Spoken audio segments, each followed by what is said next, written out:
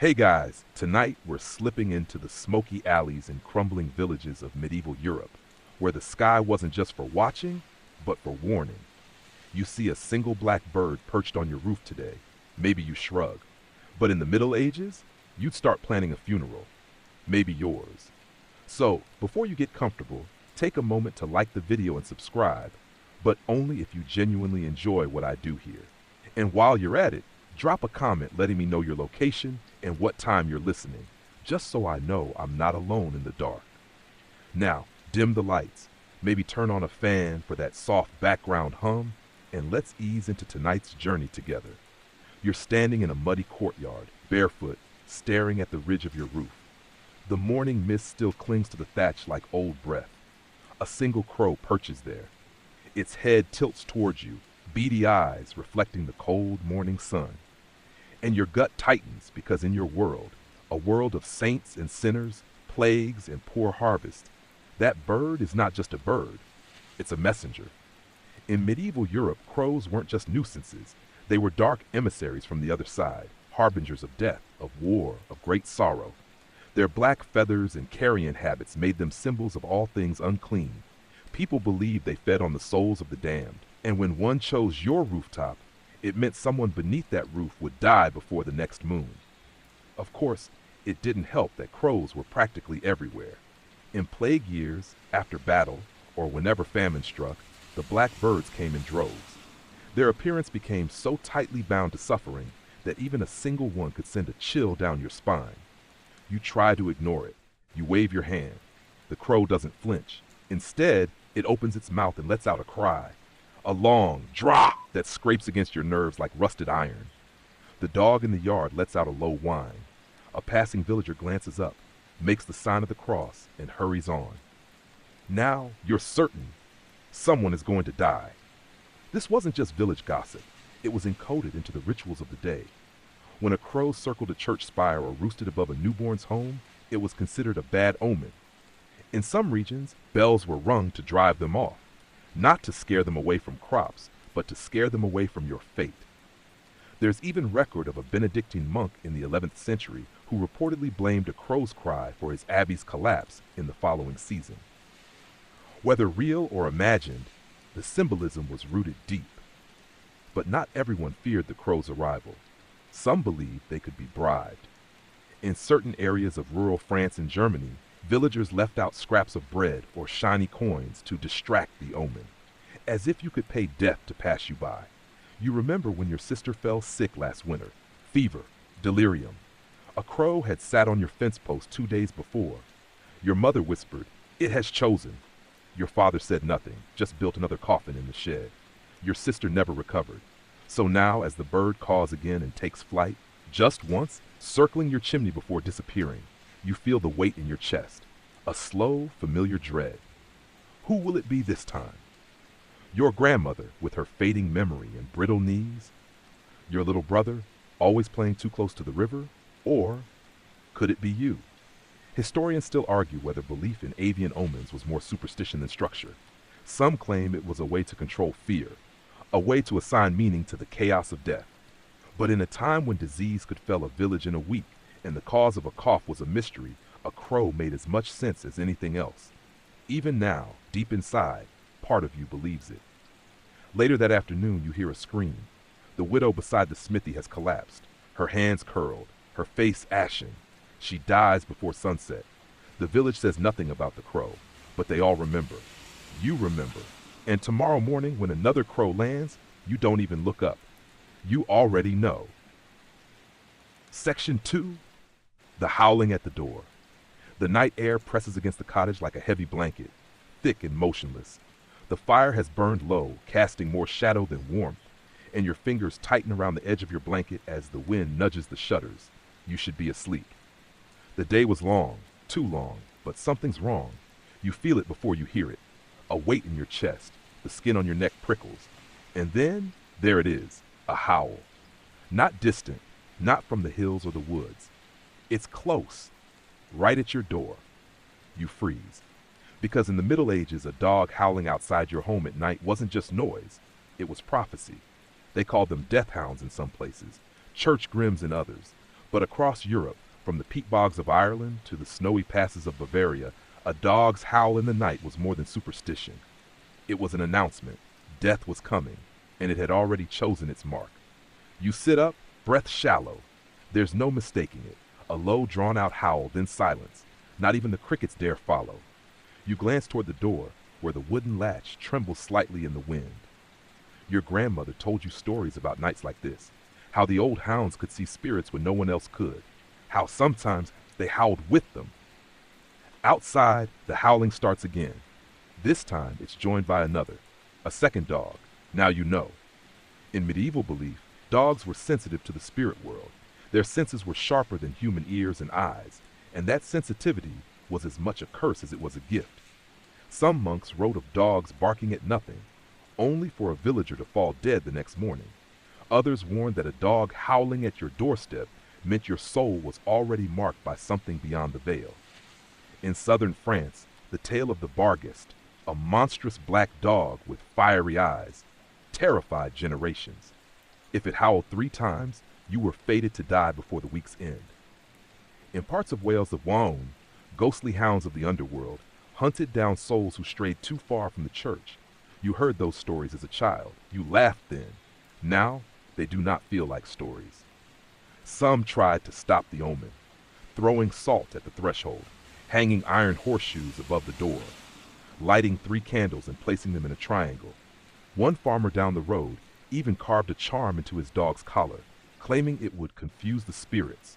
That dog still died, just days later after leading its master deep into the woods and vanishing. Your own dog, Brownie, stirs beside the hearth but does not bark. His ears twitch. He lifts his head and stares toward the door, then slowly lays it back down. Not a good sign. You rise, barefoot, and pad to the entrance. You unlatch the door and open it, just a crack. There's nothing on the step, but you see them. 2 black shapes just beyond the circle of firelight, one sitting, the other standing, watching you, silent now. You close the door and latch it tightly. Historians still debate whether the dog howling superstition was born from pagan beliefs or Christian adaptation. Some say it ties back to the Egyptian god Anubis, guardian of the dead. Others insist it's older still, but it was never questioned by those who lived it. After all, when you bury a neighbor the day after the howling and then another the next week, how can you not believe? You return to your bed, heart pounding. Outside, the howls begin again, not urgent, not angry, just inevitable. Your dreams that night are strange. You stand in a field of fog. Dogs circle you, never close enough to touch, their eyes glowing like coals. One speaks. You do not remember what it says, but when you wake, your hands are shaking. At dawn, the baker's wife comes running, breathless and white as flour. Her husband never woke. Your stomach sinks. You don't speak. You don't need to. She knows. And somewhere, deep in the woods, the dogs fall silent once more. Section 3, Shattered Mirrors, Shattered Fates. The sun's rising, but it offers no comfort. The baker is buried before midday, and by the time the last clod of dirt is packed tight, everyone in the village is looking over their shoulder. You try to shake it off. You head home, hungry and tired. But when you reach your cottage, something stops you cold. The mirror. It's broken. The one hanging above your basin, the only polished piece of glass you own. A gift from your mother. It's cracked clean across the middle, a jagged lightning bolt splitting your reflection in 2. You stand there, suddenly weightless, your hands cold and slack at your sides. Because a broken mirror, especially when no one broke it, means something far worse than bad luck. It means the soul has been fractured. In medieval belief, your reflection wasn't just an image, it was you. Or, more accurately, the echo of your soul caught in glass. To see yourself was to encounter a sliver of your spirit, neatly mirrored back at you. So if that image shattered, if it broke, it meant something had happened to your soul as well. A spiritual injury, a tear in the barrier between your body and whatever lay beyond. You lift the mirror carefully. The crack runs through your eye and cheek in your reflection. You remember what your grandmother once whispered. Never look into a broken mirror. The devil lives in the cracks. People in the Middle Ages didn't have many mirrors. A polished copper plate or still water often had to do. Glass, when available, was foggy, warped, imperfect. But even those distortions were feared. A warped reflection could mean your spirit was twisted, cursed, or ill-fated. Some believed a cracked mirror could invite demons into your home, or even trap you in it, as if the soul got caught inside like a fly in honey. You rush to cover it with a cloth. You don't dare look again. Not tonight. Historians still argue about how widely this belief was held. Was it just the nobles with their vanity and glass, or did the superstition reach into the muddy cottages of peasants like you? It's hard to say, but folk songs from as far back as the 13th century mention women refusing to look into broken glass, lest they bring ruin to the family. In Italy, it was believed that 7 years of misfortune followed a shattered mirror, not because of the physical object, but because it would take 7 years for your soul to fully regenerate. You were seen as spiritually vulnerable during that time, more prone to temptation, easier prey for death. That night you hear someone knocking on your door, not gently, rhythmic, measured, 3 knocks, then silence. You don't answer. You wrap the mirror in wool and hide it under the bed. But you don't sleep. You lie awake, waiting for something, anything, to move in the dark. When dawn comes, your neighbor says she heard it too. The knocking, no footsteps, no visitors, just knocks. And that's when someone remembers. The widow who died last spring, she complained of the same thing, the 3 knocks, and her mirror had cracked too. Later that week, the village priest announces he's burning old mirrors during Lent. He calls it vanity cleansing, but you know better. He's afraid too. You consider tossing yours into the fire, but something stops you. Some part of you believes that if you destroy it, you'll sever that last connection to yourself, the good part, the part still whole. So instead, you bury it, deep beneath the garden where the rosemary grows tall, where your grandmother used to say no evil could reach. That night, you sleep a little easier, but when you dream, your reflection is there, waiting, smiling. Section 4, Bleeding Bread and Weeping Statues. The next omen doesn't come from the wind or the wild. It comes from your own table. You're baking bread, something you've done 100 times before. The dough is warm in your hands, soft and sticky with the last of the season's honey. You press it into shape, score the cross on top, just like always. You whisper a prayer. You place it in the hearth and watch the flames curl around the edges. But when you take it out an hour later, something's wrong. There's a dark red streak, oozing from the center like sap from a wounded tree. At first you think it's jam or some dropped fruit, but the color is too rich, too dark, and it smells sharp, metallic. You touch it. It's thick, like blood. You drop the loaf. In the Middle Ages, bleeding bread was no ordinary mistake. It was a miracle or a warning, sometimes both. Word spreads fast. The widow hears about it first, then the baker's cousin, then the priest. Soon, they're all in your house, examining the loaf like it's a relic from the tomb of a saint. The priest crosses himself 3 times and mutters something in Latin you don't understand. Someone says it's a sign. Another says it's a curse. The official term is a host miracle. When bread, especially sacramental bread, bleeds, it means heaven is watching, and not always with kindness. Across medieval Europe, tales of bleeding hosts popped up again and again. In the 13th century in Paris, a woman claimed her communion wafer bled red as she bit into it. The church declared it a miracle. Pilgrims came in droves, but scholars argued for centuries whether it was real or hysteria or something worse. You didn't bake a communion host. But even household bread, when bled, was believed to mirror divine displeasure. Perhaps your family had sinned. Perhaps someone had broken a vow. Or perhaps the land itself was turning against you. Your neighbors whisper that your house is marked. You try to laugh it off. Say it must have been berries in the flour. Say it doesn't matter, but then the statue weeps. Not just any statue. The small wooden virgin you keep on the mantle, carved by your grandfather. Her face has always been serene, kind. You light candles in front of her during storms. You touched her forehead the day your father died. But now, as you clean the hearth, you see it. A glint, a shimmer. Moisture on her cheek. You lean in. It's not condensation.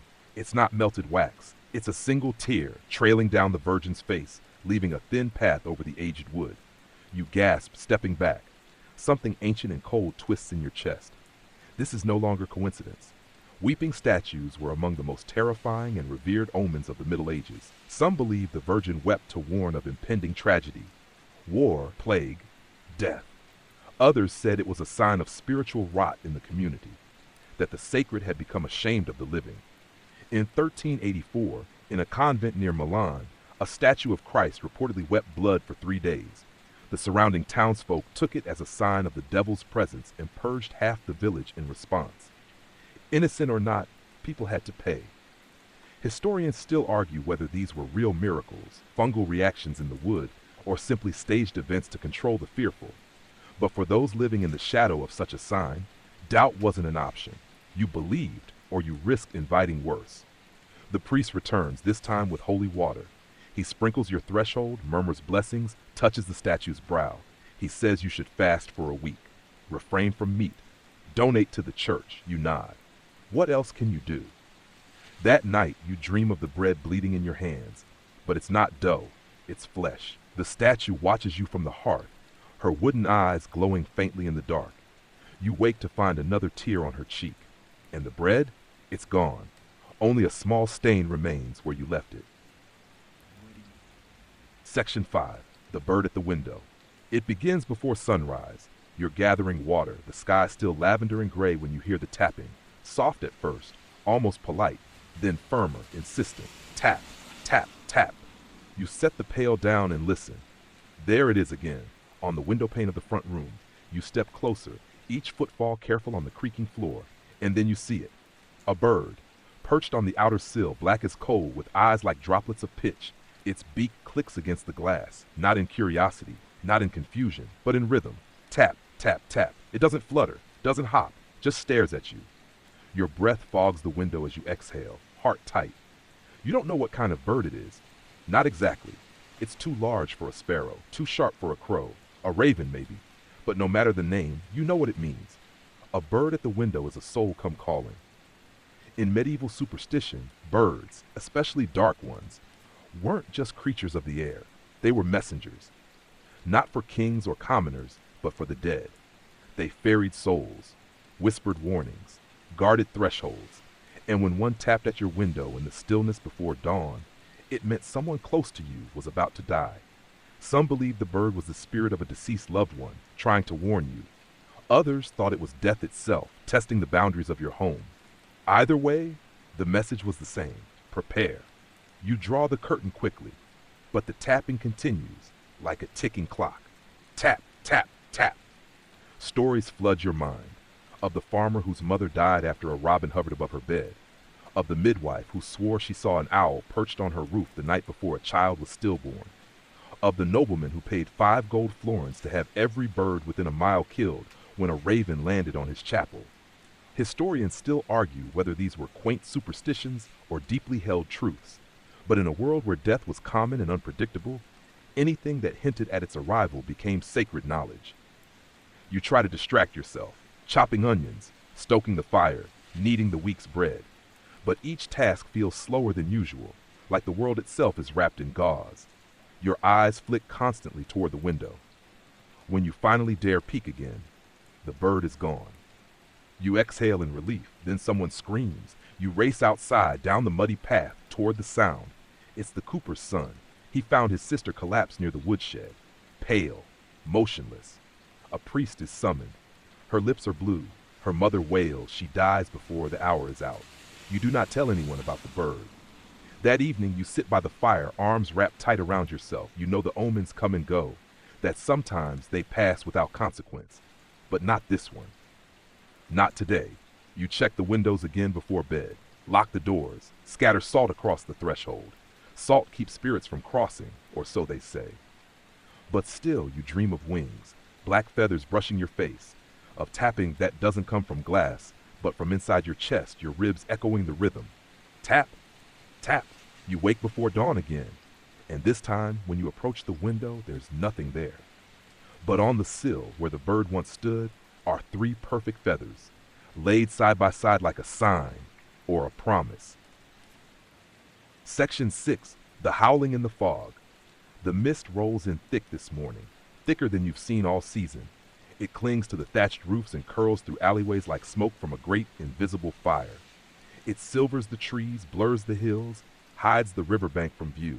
The air smells like damp wool and old stones. Still, you go about your tasks. You've lived through fog before, but not like this. This fog listens. Every sound you make, the crunch of gravel, the creak of a hinge comes back to you muffled, cautious. Like even noise is afraid. You're halfway to the stream when you hear it. A howl, not from a dog, not from any creature you can name. It starts low, then swells into something almost human, long, mournful, trembling with rage. It echoes through the mist, too close and too far at the same time. You freeze. You look around. Nothing but shifting gray. Then it comes again, closer. You drop the water pail and run. In medieval Europe, howls in the fog were more than eerie. They were portents, voices of the damned, cries of souls that couldn't rest. Some believed they were the screams of those unjustly buried. Others whispered of the wild hunt, a procession of ghostly riders led by a cursed lord, hunting through the mists for the souls of the living. And if you heard them, it meant they were near, and they were hunting you. The tale of the wild hunt varies from region to region. In Anglo-Saxon England, it was Woden who led them. In Germany, it was a demon prince. In Brittany, it was the spirits of dead children crying out for warmth. But always the same terror, the storm, the mist, the howling, and death. Some villages rang bells when the fog came, believing the sound kept the spirits at bay. Others lit bonfires, or smeared blood across doors, or stayed inside with rosemary sprigs and psalms on their tongues. You remember your grandmother once said, "If you ever hear the hunt, don't run. Don't move. Don't even breathe." Too late. You burst through your cottage door, slamming it shut behind you. Your chest heaves, your hands shake. Outside, the howling continues, circling your home like wolves around a lamb. Then, silence, not peace, not safety. The kind of silence that listens back. You collapse near the hearth and stare at the stones. The dog in the corner doesn't bark. He just whines, low and mournful, and buries his face in his paws. Later that day, when the fog lifts, you venture out. You're not the only one who heard it. Others did too. The blacksmith claims he saw shapes in the mist. The midwife says her cat hasn't stopped growling since. And the priest? He's already burning incense at the chapel door, muttering prayers in Latin and Old Church Slavonic, just to be sure. Historians debate whether belief in the wild hunt was born from ancient pagan myth or lingering trauma of famine and plague. Maybe both. But to the people who lived through it, the hunt wasn't just a tale. It was preparation. It taught you that death could come from the mist, riding horses that made no sound, guided by screams that didn't belong to any living thing. That night, you check the window again. The fog is gone. But something scratches lightly against the shutters, just once. You don't open them. Instead, you lie on the floor, pressing your ear to the earth, listening. Nothing. Then, faintly, you hear it again, a hoofbeat, just one, as if something paused right outside your world and chose not to knock. Section 7. The cow with no reflection. The village cow refuses to drink. It stands by the trough, legs trembling, hide slick with sweat despite the cool morning air. Its eyes roll in its head, showing too much white. It bellows once, low and strange, like it's remembering something it was never meant to see. You approach cautiously, a bucket in hand, the way you always do, but something feels off. The water in the trough is still.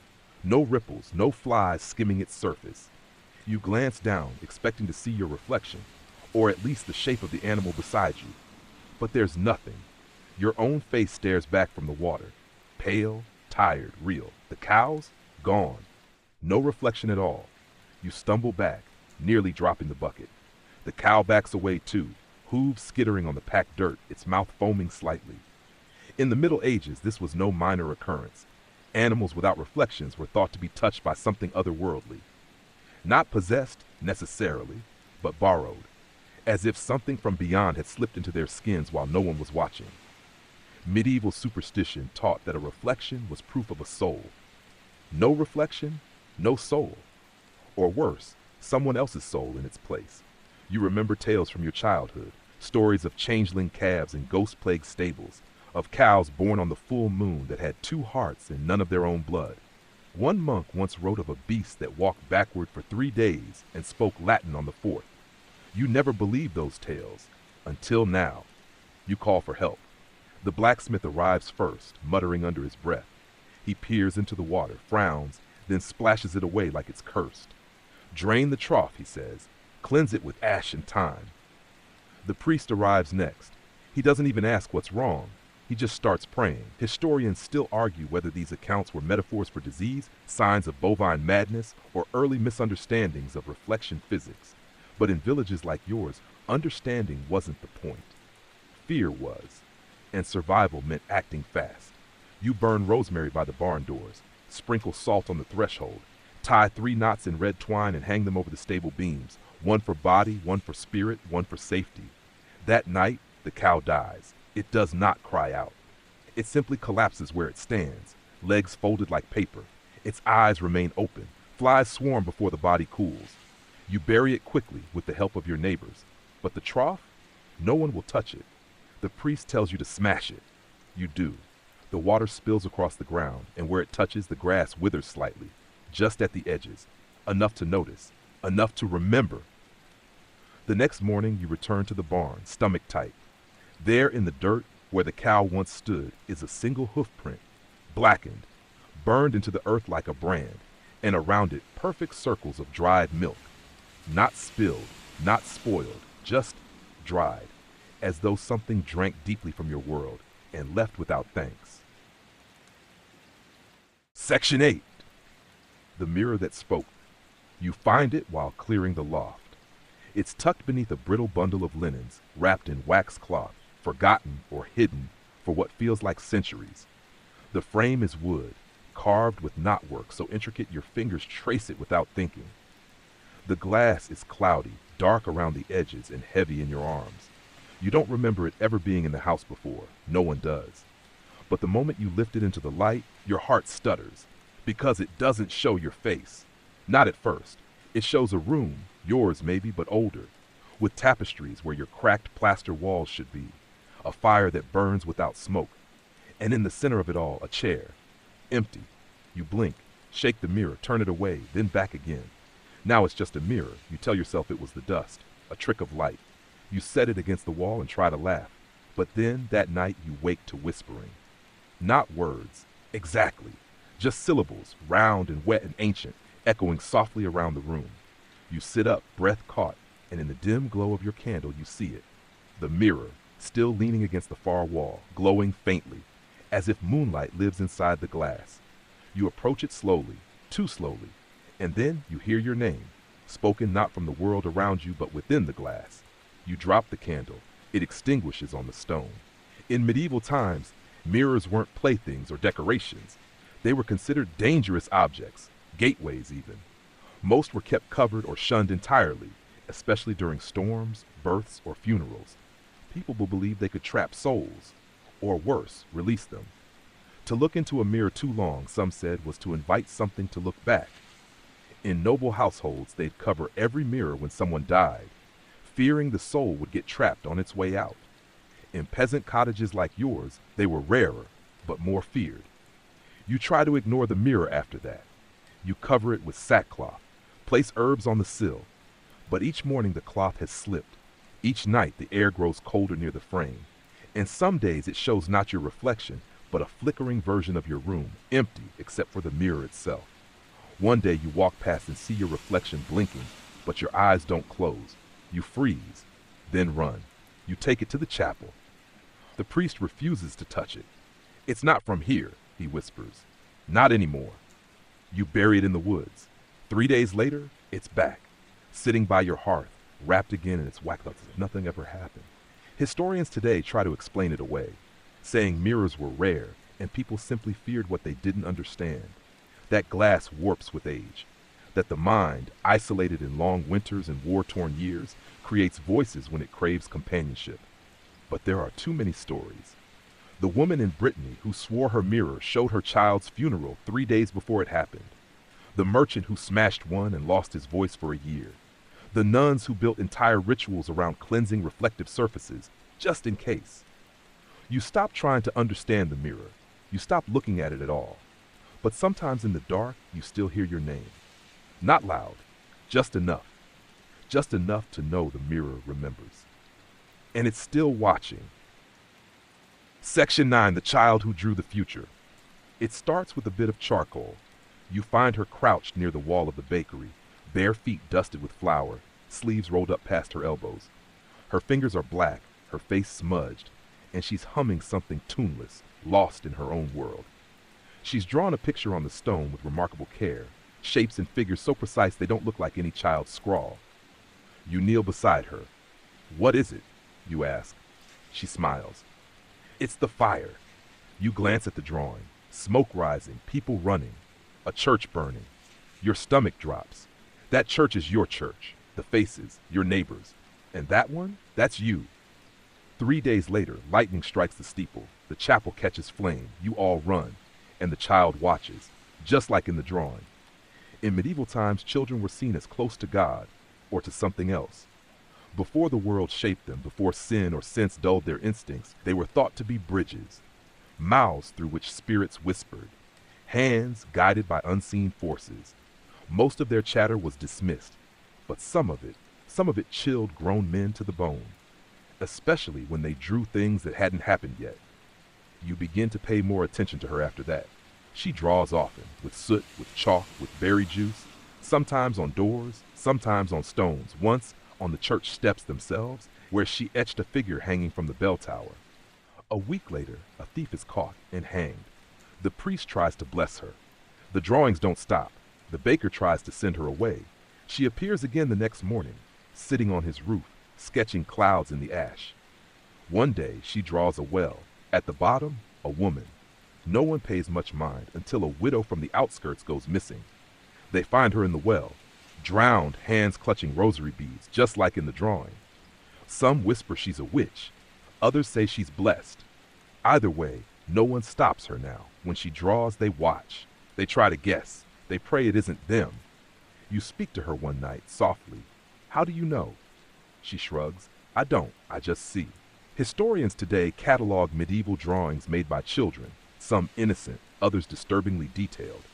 There are records of a boy in 1328 who painted a plague cart before the sickness reached his village, a girl in Norway who embroidered a comet into her shawl weeks before the skies blazed. These accounts straddle the line between superstition and wonder, but to those who lived them, they were neither. They were warnings. One morning, the girl disappears. No one sees her leave. But outside the chapel door, etched in soot, is a final image.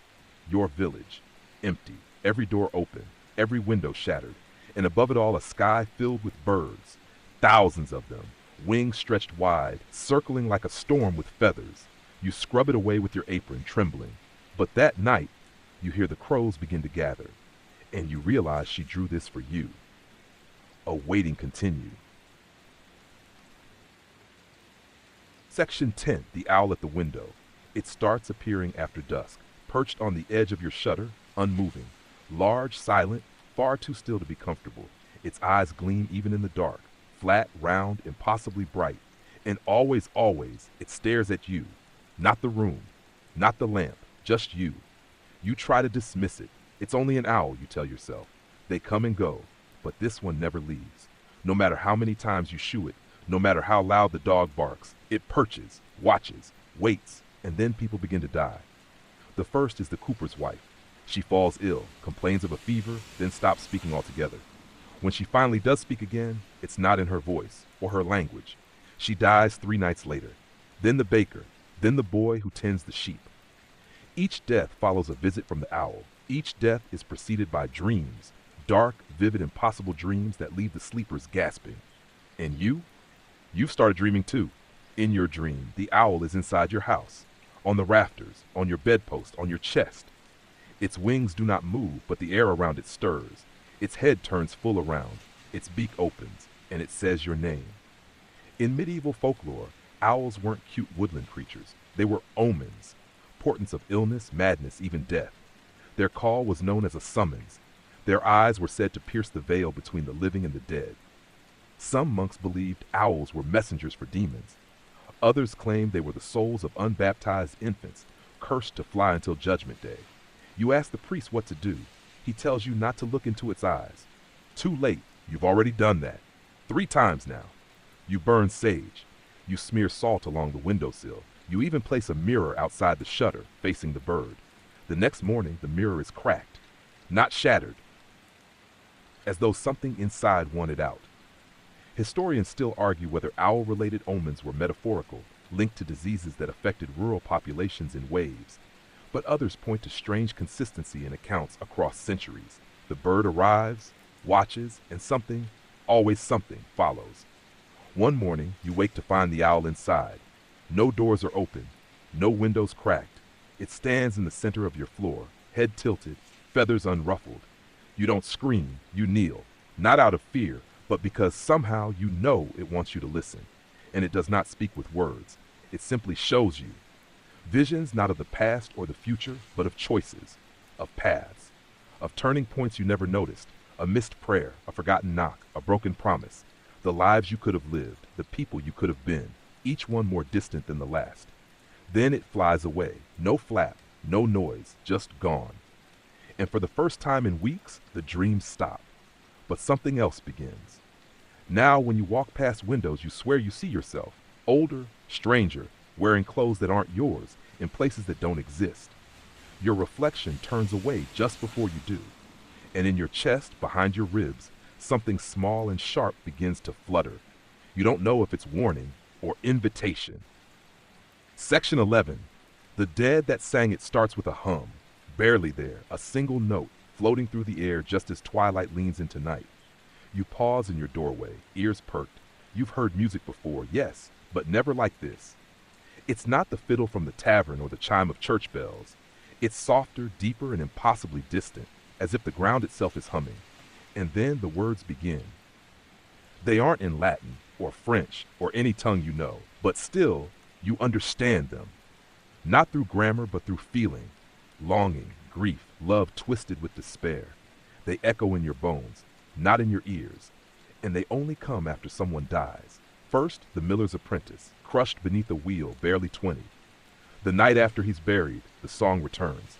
This time it carries a melody, a slow, circling refrain that sounds almost like a lullaby, but stretched and warped. The widow swears she sees a shadow pacing the path beside the cemetery wall. No feet, no lantern, just singing. In medieval Europe, music had power. It was more than entertainment. It was a weapon, a ward, a prayer. People believed some melodies could summon angels or banish demons, but they also feared the other kind, songs that called the dead. The kind only a few could hear, the kind that never ended. The song returns again after the blacksmith's child dies in her sleep. This time the whole village hears it. The sound rises from the earth just before dawn, low, slow, unbearably sad. It wraps around the houses, creeps through the shutters, settles in the floorboards. The priest tries to drown it out with bells. The baker covers his ears with cloth. But the song goes deeper than that. And then someone follows it. The brewer's wife vanishes one morning. Her shoes are found beside the cemetery gate. Nothing else. 2 nights later, the song adds another voice. Now it's a harmony. 2 parts, rising and falling. You don't sleep that night. And when you walk to the chapel at dawn, you swear you see footprints in the dew, barefoot, delicate, leading away from the graves, not toward them. Historians debate the causes. Some suggest infrasound, low frequencies caused by wind across ancient stone, creating the illusion of music. Others cite grief-induced hallucination or communal trance. But that doesn't explain the details, the names whispered in the melody, the gestures some villagers made as if miming instruments they didn't own. It's not just a song, it's a summoning. You hear it again the next week, after the shepherd throws himself into the ravine, and this time it's 3 voices. They don't clash, they blend perfectly, uncannily, each verse winding around the next like vines on a grave marker. And the refrain? It's your name, not shouted, not begged, just sung gently, like an invitation to come home. You lock your doors, you leave rosemary at the threshold, but every night the notes slip through. And now you find yourself humming them during the day, at market, by the well, even during mass. Other villagers begin to do the same. A child sings the melody in her sleep. An old man carves it into the church pews over and over as if possessed. The priest gives a sermon warning against enchantments. That night, the song skips a beat. Then it grows louder. You realize what's happening far too late. It's recruiting. Each death adds another singer. Each verse becomes more beautiful, more irresistible. What began as grief has become choir, not a mourning of the dead, but a longing for the living. The song doesn't want to be remembered, it wants to be continued, and so you stop humming. You plug your ears with wax, you sleep with stone over your chest, but still, you hear it, inside, as if the song lives in your blood now. And one day, when the wind shifts and the dust creeps in, you realize you're mouthing the words again, without even knowing you started. Section 12, the plague clock that ran backward. You first hear about it from the tanner's boy, mud-streaked and panting, his face pale as bone. He swears that the old clock tower near the edge of the village is wrong. Not broken, not slow, not fast, wrong. He says the hands move in reverse, just a little each hour, like a drunk man retracing his steps through a fog he can't remember entering. You don't believe him. Not at first, until you go there yourself. The tower stands crooked, its stone warped by time and wind. Ivy clings to its flanks like a lover, and the great wooden door moans when you push it open. Inside, dust floats like ash, and the ticking surrounds you, not in front, not behind, but all around. As if time itself is circling you, you look up, and there it is. The great iron hands are indeed moving, backwards, slowly, surely, tick by tick. Each time they slide toward the past, your stomach twists. It shouldn't feel this wrong, but it does. Your body knows what your mind refuses to admit. This isn't how time should move. And then the sickness starts. It begins with a single cough. The blacksmith's daughter, pale skin, lips cracked. She dies before nightfall. Then the brewer's son. Then 3 men from the next village over, all coughing blood. The plague, you whisper. Again. But it doesn't spread like it used to. No rats, no fleas, no miasma. This time it stalks, one by one. No pattern, no mercy, as though it chooses its victims. And every time someone dies, the clock ticks faster, backward. At first, no one connects the two, until someone does. An old midwife, half blind, remembers the stories of clocks built not to tell time, but to hold it. A relic from before the plague years, before the world broke open. She tells you the tower was built atop something else, a burial mound maybe, or an altar long forgotten. A place where people once bargained with time, offered days of their lives in exchange for reprieve, sacrificed memory for survival. It was sealed centuries ago. But clocks, she says, remember. You climb the tower again, this time with offerings. Salt, a lock of hair, a tear wiped on a cloth. But the ticking doesn't slow. In fact, it gets worse. Now your own memory starts shifting. You forget the names of friends. You find yourself reaching for things that aren't there. You dream of people long dead, but in your dreams, they're still alive. Eating, laughing, growing old while you fade like smoke. The past is leaking in. Historians today debate the origin of medieval plague lore. Some believe the backward-moving time was a metaphor, villagers longing for a past before death. Others point to old woodcuts showing clocks wrapped in vines, surrounded by skulls, or texts that mention the hour that devours, a cursed moment said to repeat itself until undone by blood. Whatever the truth, your village begins to unravel. Events repeat. The same man walks the same path. 3 mornings in a row, saying the same thing. A sheep that died last week bleats again. A child celebrates the same birthday twice. And through it all, the clock keeps ticking. You try to destroy it. You bring axes, fire, rope, but the tower resists. Its stones don't catch, the hands don't bend, the fire dies cold. And then one day, you look up and see the impossible. The hour hand points to a date you've already lived. You blink. Your hands are smaller. Your breath feels lighter. Your mother, long dead, calls your name from outside the tower door. And for a moment, you almost go to her, almost surrender to the lie of the past. But you don't. Because you know that to live in a moment that no longer belongs to you is to become something else. A shade, a memory, a whisper caught in the ticking of a broken world. So you run, you flee the tower, you never go back. But some nights when the sky is still and the air tastes like dust, you swear you hear it. Tick, tock, backward. Section 13. The faces in the fire. It begins on a night thick with rain. The thatched roofs weep. Mud clings to your boots. Thunder rumbles so low and long it feels like the earth itself is groaning. You huddle inside, wrapping your shawl tight and build the fire higher, anything to chase the damp chill from your bones. But as the flames rise, something strange happens. You see a face. Not in the coals, not in the logs, in the fire itself. Not a clear, painted portrait, but a flicker. A curve of cheekbone, a flash of eye, then gone. You blink, shake your head, just the heat, just the smoke, but then it returns, and now it's looking at you. In the medieval world, fire was sacred and dangerous, a gift of warmth, but also a gate. People believed fire could reveal truths, summon spirits, even purge sin. It was said that if a soul were impure, the flames would speak, and now, yours are. The next night, you feed the fire slowly, piece by piece, watching, waiting, and again a face appears, but not just one, several. They shift and turn like masks swirling through smoke. Some you recognize, others you don't. A woman with hollow eyes, a child smiling too wide, a man with no mouth, none of them blink. You try to ask your neighbors, carefully, casually. Do you ever see anything in the fire? You ask. They go quiet. One woman crosses herself, another leaves in silence. Only the shepherd speaks.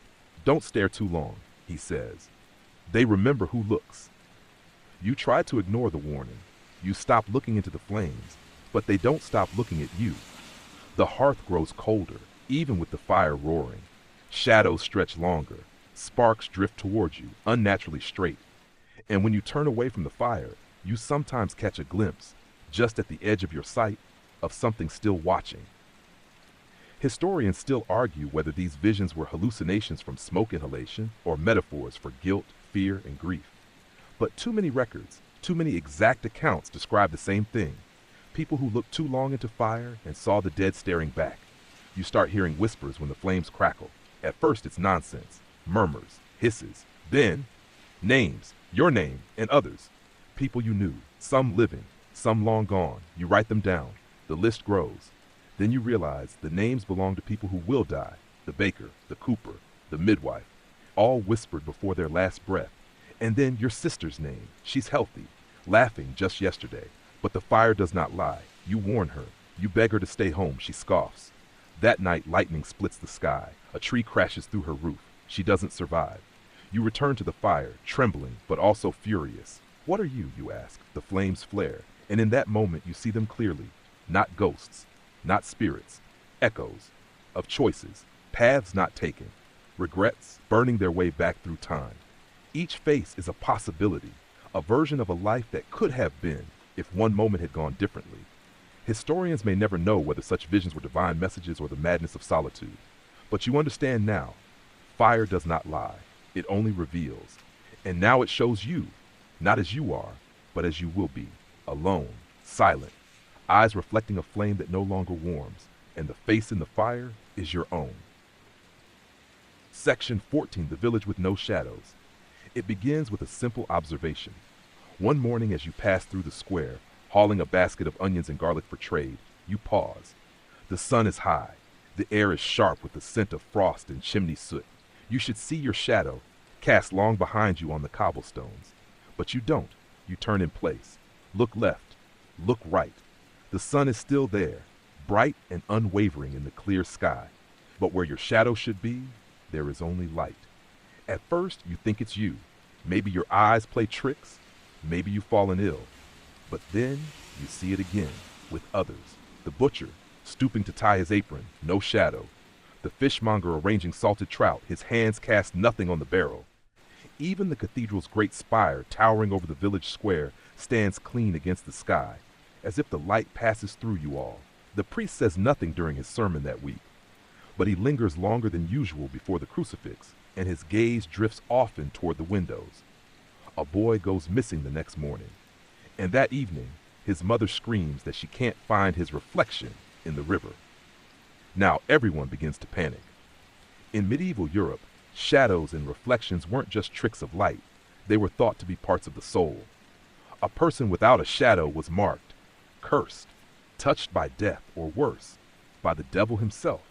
It meant you were no longer whole, that something had taken part of you, or was using it. Some say it started with the dead boy from the next village, that his body was buried without last rites and the unrest has spread. Others whisper of a pact, a forgotten deal made by the town's founder, trading protection for darkness. A statue near the chapel, eroded and faceless, once bore a plaque. No one remembers what it said, but now people touch it as they pass. Out of fear, or maybe guilt, the sun doesn't stop shining, But the shadows never return. You begin to notice other things. The animals refuse to cross thresholds after dusk. Mirrors fog for no reason. Candles flicker blue near the well. Your dreams become heavy, stitched with scenes of faceless people in a vast white field where the sun never sets and never casts a shadow. Historians still argue what could explain these collective hallucinations. Environmental toxins? Religious hysteria? A long-forgotten eclipse causing mass panic? But no eclipse lasts weeks, and no panic causes people to vanish. Because now they are. The tailor's wife disappears mid-conversation, her voice trailing off like smoke. A merchant turns a corner and never reappears. All that's left is the spot where they stood, bright, too bright, as if bleached by lightning. And then one morning you wake and realize you have no reflection. You run to the stream, stare down, nothing. Your heart pounds. You squint, turn your head, wave your hand. The water shows the sky, the reeds, the breeze, but not you. You fall to your knees and beg the water to remember you. You whisper prayers to saints you'd forgotten. You promise to change, to confess, to rebuild whatever bargain your ancestors broke. But the water remains smooth, and the silence deepens. You go back to your home, find your journal, and begin to write, to anchor yourself in ink. You fill the pages with memories, names, smells, songs. You leave notes on the door. I am still here, they say. I am real. But each morning, one more word has vanished from the page. You watch your neighbors shrink from you now. Their eyes avoid yours. They murmur, not because you are strange, but because you are fading. You hear it whispered in the wind, in the rustle of leaves that do not cast shade. She has no shadow. And then one night, you stand in your room as the candle flickers out, and you feel the light go through you. You reach for your hand. You touch nothing. Section 15, the last bell that never rang it. It hangs high in the tower. Blackened by centuries of soot and storms, carved with words in a tongue no one remembers, the bell has always been there. Suspended above the chapel, above the rooftops, above the sky, waiting. It has no rope, no clapper, no path up the tower, no ladder, no stairs, and still everyone knows its name. Your grandmother told you never to speak of it after dark. It only rings once, she said, her voice low. And when it does, the sky will fall. You thought it was a story, until the night the sky cracked, not with lightning, not with thunder, with sound. You felt it before you heard it, like your chest was being gripped by a fist made of ice. The wind stopped, birds froze mid-flight, even the fires sputtered and died. Then came the echo, not loud, not sharp, but deep, so deep it felt like it rose from beneath the ground, not from above. A low, bone-dragging hum that made the hairs on your arms stand like needles. Everyone in the village stopped. No one spoke. No one needed to. You all knew. The bell had rung. The stories say it was cast from 7 metals, each taken from a battlefield where no man survived, that the blacksmith died forging it, that the priest who blessed it burned alive, that the tower was built in a single day by people who left no footprints. Historians dismiss these tales. Folklore, they say, superstition. But they cannot explain the carvings on its surface, symbols older than Latin, etched deep as veins. They cannot explain why no birds fly near it, why moss refuses to grow on the stone beneath, or why, on the night of the ring, every hourglass in the village cracked. You try to sleep, but the sound remains, not in your ears, but in your teeth, your spine, your dreams. You dream of the village empty, windows yawning open, doors swinging in wind that doesn't blow. And the bell still hanging still, casting no shadow. Then you dream of you, standing in the tower, and something behind you. The next morning, the sun rises red. Not rosy, not golden, red. The old priest won't come out of his cell. The fields lie untouched, livestock howl without voice, and in the chapel the air hangs heavy. Some believe the bell signaled the end, not of life, but of memory. That with its tone, the world began to forget itself. First the names, then the faces, then the days. You try to speak, but your words fall apart before they leave your mouth. You try to pray, but forget the shape of the cross. And still the bell does not move, still it waits. You climb the hill one evening, determined to see it for yourself. The wind resists you, trees creak and lean away. Even the path seems to shift under your feet, like the land is trying to protect you from what waits at the top. But you reach it. The tower looms above, stone cold and sweating. And there it is, the bell, hanging in perfect stillness, no rope, no sound. But you know, deep in your ribs, that it did ring, and that it may ring again. You stare at the carvings, you see one that looks like your own face, another like a door, another like a mirror. Then the air changes, a pressure, like breath held for too long, and a voice, not loud, not human, whispers inside your skull. The second sound is yours. You stumble back, you run, but the bell remains. And from that day on, you hear it in everything, in the dripping of water, in the cough of a child, in the wind through dry trees. Doom, doom, doom. Not yet loud, but closer. Historians in their great halls may argue if the bell ever rang. They will cite records or lack thereof. They will say it's poetic invention, psychological projection. But they do not live here, and they do not dream of it. Only you do, because you were there. And you know it will ring again. And when it does, it will not be heard, it will be felt. In the heart, in the sky, in the silence after, wind down. Now, take a breath. Let the weight of the bells, the shadows, the faces in the fire drift away. Let them dissolve like mist beneath a rising sun. You're not in a village without a shadow anymore. You're not staring into a flame that whispers your name. You're just here, in this moment, in your bed perhaps. Or lying on a couch. The fan hums gently. The world is still. And whatever followed you from those stories, let it go. Let your thoughts become soft. Let your limbs go loose. You are safe now. The ghosts stay in the pages, and the cursed bells sleep once more. Tonight there are no omens, only dreams. Close your eyes and drift. End of script. Sweet dreams.